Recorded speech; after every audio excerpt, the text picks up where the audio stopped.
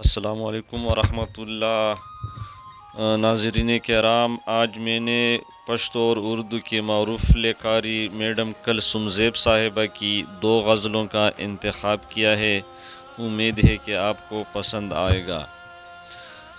پہلی غزل کا مطلع ہے: جب اس کا عکس ذات کے پیکر میں آ گیا، جب اس کا عکس ذات کے پیکر میں آ گیا، قطراتا ایک بڑھ کے سمندر میں آ گیا۔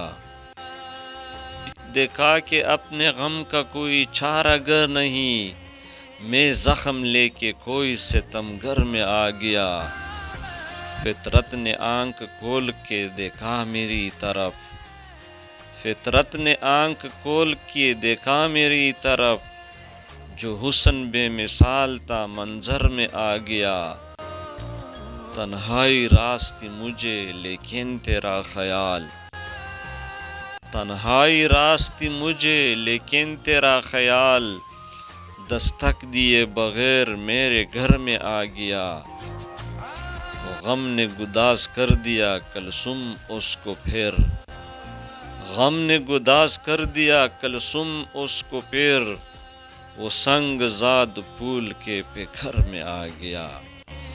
اور دوسری غزل ہے: میرے پہلو میں کوئی درد ٹھہر جاتا ہے، میرے پہلو میں کوئی درد ٹھہر جاتا ہے، دل میرا اپنا ہی دھڑکن سے بڑھ جاتا ہے۔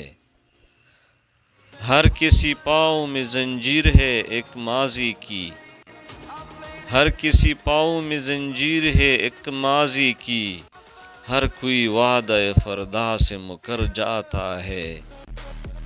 میں وفاؤں کا برہم رکھتے ہوئے ٹوٹ گئی، میں وفاؤں کا برہم رکھتے ہوئے ٹوٹ گئی، عشق کی دشت سے ورنہ کوئی گر جاتا ہے۔ بے بسی دل کی میں کیا تجھ کو بتاؤں ناصح، دل نہیں مانتا اس در پہ مگر جاتا ہے۔ بے بسی دل کی میں کیا تجھ کو بتاؤں ناصح، دل نہیں مانتا اس در پہ مگر جاتا ہے۔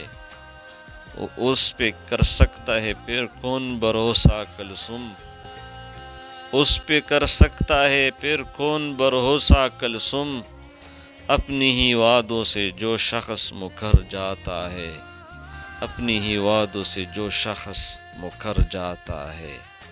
وسلام۔